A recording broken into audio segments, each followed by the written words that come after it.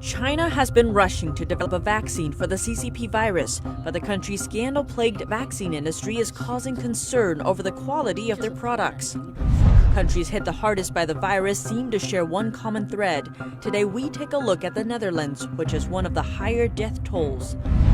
China once boasted about its plan to recruit foreign intelligence to its shores, but after the program came under fire by the FBI, all trace of it has vanished from Chinese search engines. A social media post by the editor-in-chief of Chinese state-controlled Global Times is sparking debate online. And over 13,000 people looking to hold the Chinese regime accountable for the pandemic. Hear from a plaintiff who's looking for the truth and justice. Welcome to China in Focus. I'm Tiffany Meyer. The Chinese Communist Party has been using the Thousand Talents Plan to recruit large numbers of overseas scholars. But recently, all trace of the program has vanished from the Chinese internet. Even Baidu, the biggest search engine in China, shows nothing. There's no official explanation from the Chinese regime, but some overseas Chinese language media have linked it to an FBI crackdown and investigation of people on the participant list. The media say the Chinese regime is worried the Thousand Talents Plan list will become a most wanted list. China started the program in 2008 to recruit Chinese expats and foreign scientists to work in China so that they can bring new knowledge to China via various means. A decade later, in September 2018, the FBI began investigating the Thousand Talents Plan. A Chinese scientist, Zheng Xiaoqing, a participant in the program, was arrested and prosecuted in the U.S. on charges of economic espionage and conspiring to steal sophisticated turban designs for the Chinese regime. A biological engineer and professor in Virginia, Zhang Yiheng, was found guilty of conspiring to commit fraud, making false statements, and obstruction. And the head of Harvard's chemistry department, Charles Lieber, was charged with lying to the Department of Defense about his participation in the Thousand Talents Plan and covering up his acceptance of Chinese government funds. Prosecutors say Lieber also lied about his ties to the Wuhan University of Technology. Under his contract with the Wuhan University of Technology, Lieber would receive a $50,000 monthly salary plus $158,000 for living expenses and $1.5 million to establish a research lab at the university. Now, internet searches for this program show no results, but China analyst Tan Jingyuan told us the Chinese regime hasn't stopped the Thousand Talents Plan. The U.S. is paying close attention to the Thousand Talents Plan. Investigations are very intense, but after this period has passed, the Chinese regime may restart the program. According to Tang, even if they pause from time to time, the Chinese Communist Party will never give up on destroying the U.S. Since the Chinese Communist regime was founded, it's had a long-term goal of targeting the U.S. It regards the U.S. as an arch-enemy. For all these years, no matter how the China-U.S. relations have changed, one thing remains the same. The Chinese Communist Party wants to infiltrate the U.S., destroy it, and hollow it out. This goal will not change. Tang said the Chinese regime has been using different means to achieve this goal. Tensions between the U.S. and China have never been higher. The editor-in-chief of the Global Times, a Chinese state-controlled newspaper, said given America's rising strategic ambitions and desire to target China, China needs to increase its number of nuclear warheads to over 1,000 to strengthen its nuclear deterrent. He added his online post received over 60,000 likes from Chinese netizens. One netizen described the tweet as something like a senior 50 Cent Army member would write, boosting his ego on Chinese social media so that his 50 Cent Army apprentices can like it. 50 Cent Army is a term for internet trolls who are hired by the Chinese Communist Party to manipulate public opinion. They get paid 5 mao, or about 13 US cents for each post. Reportedly, they got a raise recently from 5 mao to 7 mao. A Reuters reporter asked the Chinese Foreign Ministry spokesperson about the editor-in-chief's tweet. She responded, in China, he has freedom of speech. Yesterday, we showed a video of an empty shopping mall in Wuhan. Most of the business owners there have canceled their leases. This May 8th video shows a subway station in Wuhan. It's hard to maintain social distancing. According to local media, there are 80% fewer people traveling with Wuhan compared with before the outbreak. Wuhan hasn't reported any new cases in the past month, but the figure can't be verified. Many citizens are concerned about asymptomatic cases. Federal officials withdrew approval for more than 60 Chinese manufacturers exporting face masks to the U.S. The FDA found a large number of their products didn't meet quality standards.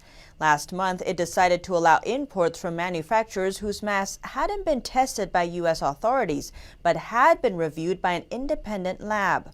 This decision has now been reversed, the FDA cutting the number of approved mask makers in China from 80 to only 14. China has been touting its success in the race to develop a vaccine for the CCP virus, commonly known as the novel coronavirus. Around 10 drug makers are at the stage of conducting human trials. 3 of those companies are in China. One of them is the Wuhan Institute of Biological Products. The state-owned company said last week they are preparing for mass production of the vaccine. But for some, this doesn't sound like good news. This is He Fangmei, an ordinary Chinese mother. She says her 6-year-old daughter was left with paralyzed legs after being given a vaccine made by the Wuhan Institute of Biological Products. She protested along with other victims in front of China's National Health Commission headquarters in February last year.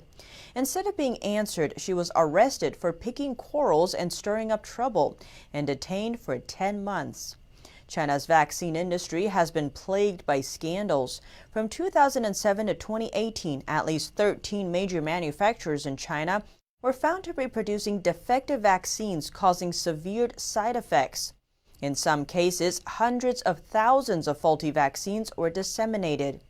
In 2013, a Chinese journalist made a documentary, Vaccine Wounds, highlighting nearly 100 children who became paralyzed or mentally disabled after being given bad vaccines.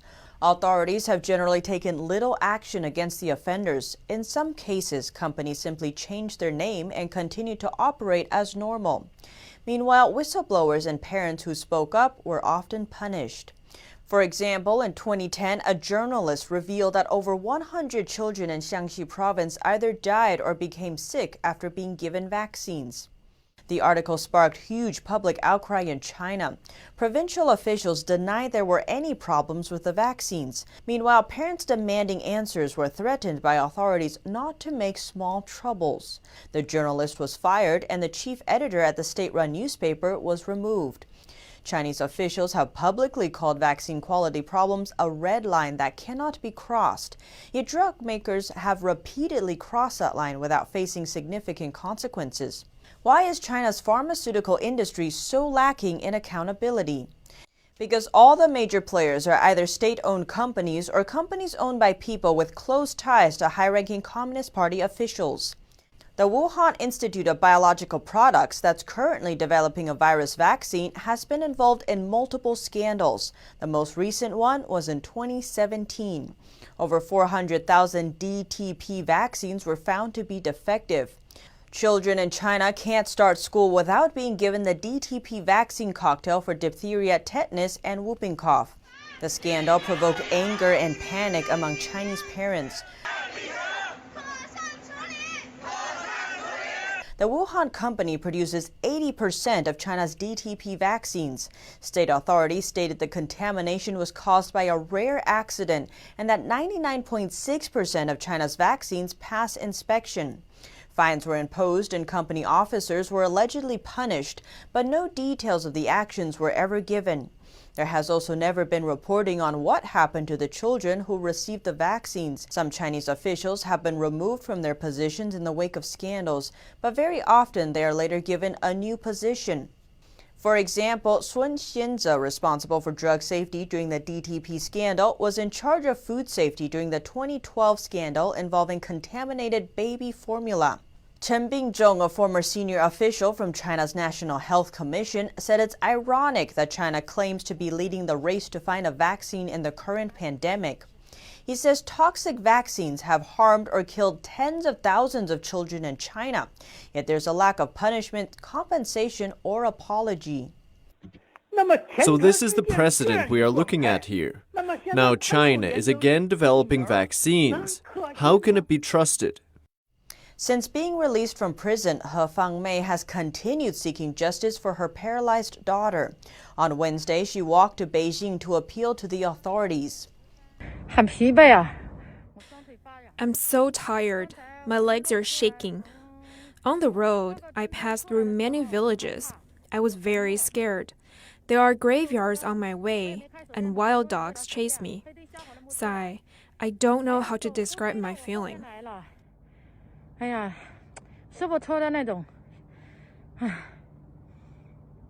She also posted this photo on Twitter. The posters read, "To the Wuhan Institute of Biological Products, before you sell your virus vaccines, can you do some good deeds for the children victimized by the vaccine and accumulate some virtue?" A question hangs in the air in the Netherlands about its government's attitude toward China's rulers. The ambiguity started as early as last year. So what is the relationship between the two countries and what's its significance now? NTD Xu Rong has the story.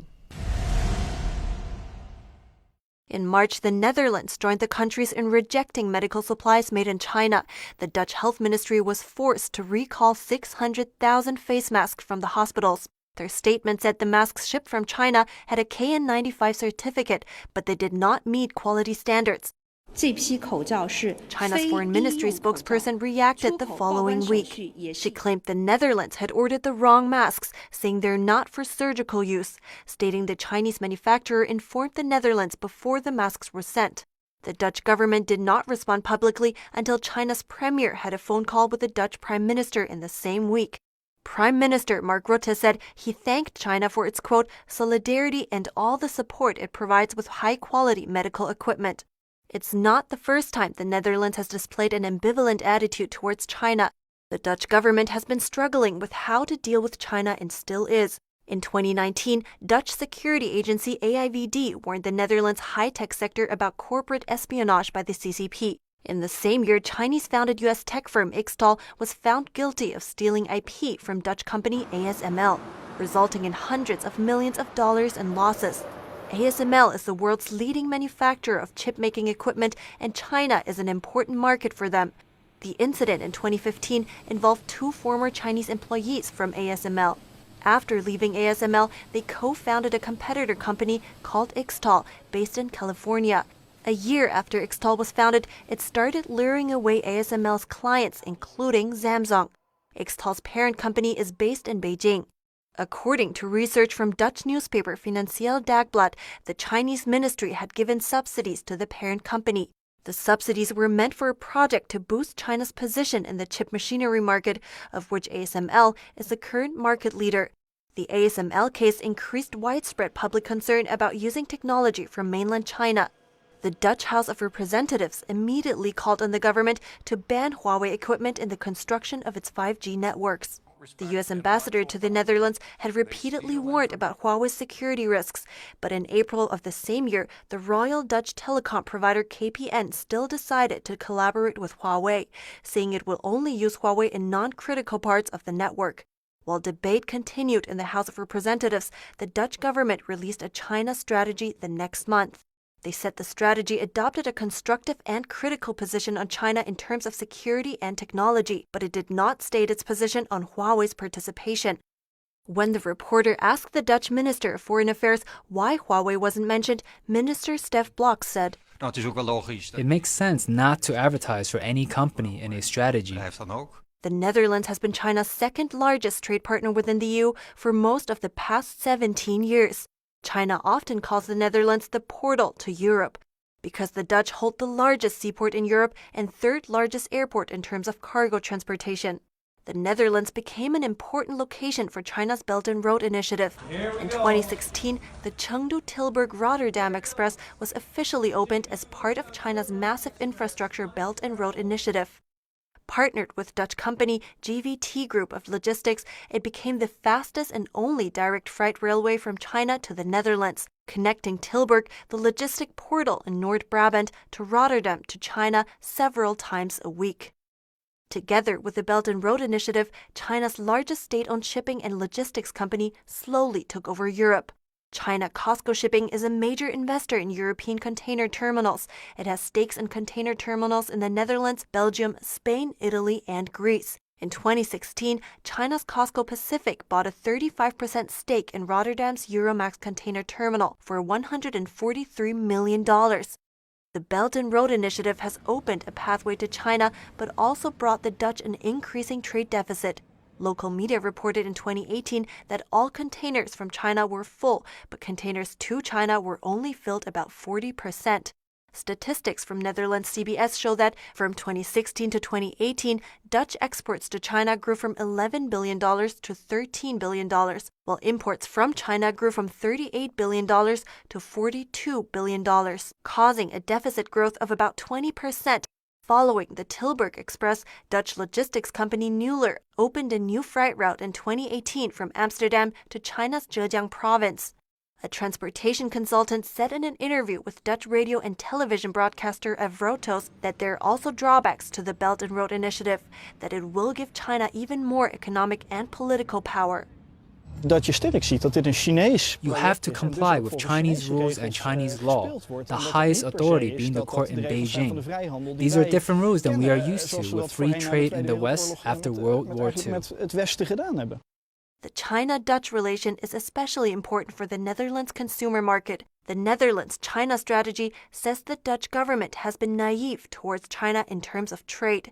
The country is trying to find a new balance in Sino-Dutch relations and hopes China will become an important customer. Western countries are starting to reassess their ties with the CCP since the virus spread throughout the world, not only rethinking trade, but also the frailty of human life. Meanwhile, Beijing is trying to leverage its trade relations to gain dominance in the world. Though the Netherlands, with a population of 17 million, has one of the highest death rates from the CCP virus, parliamentary debates have not emphasized holding China accountable. Yet, since the outbreak, the Netherlands' relationship with the regime has been changing. As of today, our office name into Netherlands Office Taipei. On April 28th, the Dutch delegation in Taiwan changed its name from Netherlands Trade and Investment Office to Netherlands Office Taipei, which is Taiwan's capital city. The same day, China's ambassador to the Netherlands sent out a solemn reminder to the Dutch government, warning about issues in adhering to the One China principle, saying the new name will hurt Sino-Dutch relations. China's foreign ministry also requested the Netherlands strictly abide by the One China principle, correct wrong practices, and take concrete actions to safeguard the overall situation of bilateral relations. Since then, China has been threatening to withhold medical supplies from the Netherlands. A Dutch researcher from the Clingendael China Center says, although the Netherlands depends on China for medical devices in the fight against the virus, it will not be beneficial for China to argue, while it is already taking a lot of criticism as a result of how the regime has handled the virus crisis. Reporting by Shuwen Rong, NTD News. And in other news, top officials from the U.S. and China spoke on the phone last night. Among the topics discussed, the Phase 1 trade deal signed in January. This as tensions surged between Washington and Beijing over the origins of the CCP virus or coronavirus. U.S. Treasury Secretary Steven Mnuchin and U.S. Trade Representative Robert Lighthizer spoke to Chinese Vice Premier Liu He over the phone last Thursday. They addressed trade relations between the two countries, a topic that's been largely overshadowed in recent months by the virus pandemic. According to the Office of the U.S. Trade Representative, both sides agreed that in spite of the current global health emergency, both countries fully expect to meet their obligations under the agreement in a timely manner. The office added both nations also agreed to maintain communication. Statements from both countries revealed the officials also spoke about the economy and public health issues. The U.S. and China, two of the world's largest economies, have been locked in a bitter trade war since 2018, raising tariffs on billions of dollars of each other's imports until tensions appeared to relax after signing the Phase 1 deal. But the reprieve was short-lived, as concerns over Beijing's handling of the virus erupted. The two countries have not yet announced a timeline for further trade negotiations.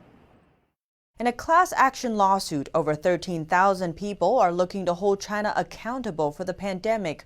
Reasons for suing range from financial harm to the loss of life. NTD's Miguel Moreno has more from a plaintiff who said he wants the truth and justice for the aunt he lost. What sounds best to you tonight? 86-year-old Lenora always wore plaid. I like food, period. Due to growing health complications, she and her twin Loretta were admitted to a nursing home in Washington state. But earlier this year, the CCP virus invaded that facility, infecting them both. Lenora died, and now their nephew, Ray Bodine from Texas, has joined over 13,000 plaintiffs in a lawsuit looking to hold China financially accountable for the pandemic. Really, Miguel, we did it to find the truth because this pandemic has affected all of us, all of our families. They're my aunts, they're, your brothers and sisters. So I feel it's very important for us to find the truth in all this. Lenora died on March 23rd and turned out positive in a post-mortem. Loretta tested positive for the virus on the 10th, but since then she's been symptom-free. They used to be Catholic nuns, and although Loretta suffers from dementia, Ray said she has some recollection of what happened to her sister. But just with the side effects of dementia, in speaking with Loretta, sometimes she understands that her twin Lenora is now with the Lord, and then there's some days that she believes that Lenora is just out for a while. Ray joined the lawsuit after hearing about it from his brother in Florida. There, the Berman Law Group is heading the case, accusing China of deceptively downplaying the outbreak. They say up to thousands of potential plaintiffs are inquiring daily, wanting to hold China accountable. Miguel Moreno, NTD News. California easing up on some retailers today, but restaurants remain closed. And one sheriff there publicly announcing he won't enforce the lockdown orders. In California today, retailers are starting up their businesses in a new way. With adaptations, all with modifications, but all with an eye on turning the page and moving into a new phase in terms of our economic recovery. For many stores, it's curbside pickup only for now. It's a tactic many states have adopted in an attempt to strike a balance between a healthy society and recovering economy. Still under stricter measures, restaurants there still can't reopen. Those that do now risk losing their liquor license. But enforcing the rules may get more difficult. That's after Sheriff Chad Bianco publicly announced he refuses to enforce the order. He commands the second largest sheriff's department in California. Moving to other states, Hawaii's police force is cracking down on travelers. Tourists who don't self-quarantine are being arrested. And elsewhere, Maryland and New Jersey are reopening beaches today. Parks and beaches, while you've got to manage the distancing and the capacities, are easier lifts to manage than, say, congregating closely inside, and that's still a ways off. New Jersey is the second hardest hit in the nation, second only to New York. Despite that, the governor says his state is making enormous progress. Melina Weiskup, NTD News. As global supply chains fracture and the threat of food shortages looms, the president wants to strengthen the domestic fish industry. America imports over 85% of its seafood, making it heavily reliant on countries like China for supply. President Trump signed an executive order Thursday to strengthen the United States fishing industry. The U.S. currently imports over 85% of its seafood. This includes fish that are caught in the U.S. but then shipped abroad for processing before being imported back again. This has resulted in an annual seafood trade deficit of more than $10.4 billion. The president now wants to build the domestic industry to help the economy and American workers. There's also the issue of food security. Global lockdowns have highlighted how fragile supply chains can be. China is currently the world's largest seafood producer and supplies much of what Americans eat. U.S. officials want to reduce the country's reliance on China after the Chinese regime's deceitful actions during the pandemic. The U.S.'s largest seafood trade partner, China ranks worst among the countries producing illegal and unregulated seafood. The president's order will target this type of illegal behavior. It will also hold imported seafood to the same quality standards as domestic produce, safeguarding the health of the American people. In our business roundup, both the U.S. and Canada suffer record job losses in April. Uber loses $2.9 billion and offloads its bike and scooter business. And Google employees are told to work from home for the rest of the year. Data released today shows both the U.S. and Canada suffered record job losses in April. The U.S. unemployment rate jumped from 4.4% in March to 14.7% in April, the biggest jump in a single month on record. And 2 million jobs were lost in Canada, the biggest loss on record. An additional 1.1 million were temporarily laid off. Google employees have been told to work from home for the remainder of the year. It will open its offices for those who need to come in June or July. Facebook made a similar announcement earlier today. Uber stock jumped today, even after announcing a $2.9 billion loss yesterday. The company's CEO says the company is already seeing a recent uptick in business. It's cutting $1 billion of costs, though, and has also offloaded its scooter and bike sharing business. Oil prices are up 5% today. It's the second week of gains as lockdowns are lifted and demand increases. The number of rigs operating in the U.S. has hit a record low. They're trying to save costs and also keep prices high by reducing supply. And tragically, a 5-year-old boy passed away in New York City on Thursday. The child died from an illness linked to the CCP virus. New York Governor Cuomo said health officials are looking into whether the virus is a bigger threat to children than they thought.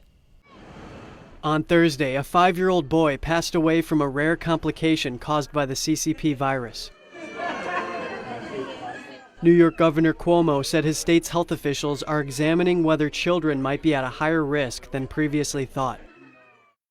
This would be really painful news and would open up an entirely different chapter, because I can't tell you how many people I spoke to who took peace and solace in the fact that children were not getting infected.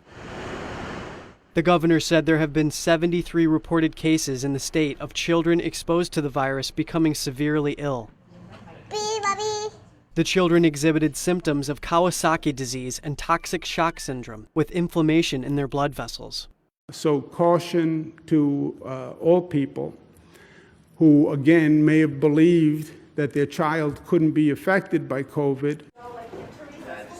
Governor Cuomo noted it's clear that an unequal amount of new cases in the state are coming from minority communities. Cuomo reports that out of the 21 zip codes with the highest rate of virus hospitalizations, 20 of them have greater than average Black and/or Latino populations. After closing down schools and businesses, the governor has asked hospitals to look at the new cases coming in to find out what they can learn about the current challenge the state is facing. Under the lockdown measures, many people are finding peace in their vegetable patch. Our UK correspondent spoke with Londoners who are making the most of their land during lockdown. Everyone is so grateful that we can come down here. The slowness of life, the simpler things. There will be a lot of beans, so we basically share it with each other, with the neighbours. An oasis in London's suburbs, members of this community feel like they're together, even though they're standing apart. You're actually doing something for the community, you're doing something, growing vegetables, helping out each other. It's still a sociable place to be, even with the distancing rules. This is one of the many allotments or community gardens scattered around London, where gardeners can grow their own food. It's really very, very good. If I hadn't got the allotment, I would go completely bonkers. 90-year-old Brian enjoys a visit from his daughter. This garden has kept him going during the UK's lockdown measures. You're very dependent on the weather. I mean, we're lucky today, but this is good now. Sun and rain, excellent. Looking after your piece of land takes time and effort. It's hard work. 60% of people fail. So out of the 10 people I let plots to, 6 give up within 3 months. But more people are taking an interest in growing their own food. The number of people on their waiting list has gone up to 30 since last summer, with interest continuing during the lockdown. The majority of the plots here are looking really good this year, partly because of the lockdown, but partly because we've got a waiting list and we can put more pressure on people to get their finger out. Some people, they just don't cultivate the whole of their plot. Once harvest season arrives, all of that hard work will come to fruition. As you can see up here, all the peaches are settled in. I give loads away. I mean, I do get pleasure in giving stuff away. There's more to life than just trying to make a considerable amount of money. With no chance of developers building blocks of apartments anytime soon, People will be cultivating their patches of land here long after the end of the lockdown. Jane Worrell, NTG News, London. The European Union says its travel ban will stay for at least another month, and when they do reopen, they'll start with internal borders, and the change will be slow. The European Union executive announced it will keep curbs on travel to the continent in place for another 30 days. While the move doesn't help tourism, the EU's Home Affairs Commissioner says open borders will come when the pandemic is under control. Social distancing signs are showing up around the world, from simple spray-painted circles to bright pink floor stickers. Emerging from weeks under lockdown, people now face a range of new measures. These markings appear on shop floors, city pavements, and train or tram platforms the world over.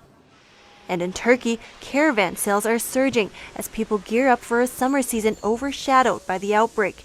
One caravan manufacturer says it's getting orders from places they never expected, like South Korea and Norway. With air travel more like a flight of fancy, wishful travelers are seeing the upsides of camping. With lockdowns in place, families are low on options in keeping themselves fit and entertained. British cyclist Pete Mitchell is solving the problem by letting his kids be a part of his workout routine. Push-ups, squats, planking, and lunging. It's nothing out of the ordinary. But getting the kids to help brightens this athlete's workout. Now peppered with giggles and laughs, it's a win-win. Mitchell stays fit, spending time with his kids, and the kids have a great time too. Some unexpected sweetness in a changing world. Here at China in Focus, we dedicate ourselves to bringing you truthful, unbiased reporting. This Sunday, here on this channel, we bring you a special report on Wall Street's ties to the Chinese Communist Party, a pandemic impacting the world's people, millions infected with the virus, and one country's cover-up. This Sunday, we take a look at what risks we've long overlooked, and what solutions can we find from the wisdom of our founding fathers? Tune in at 9 p.m. on Sunday to find out.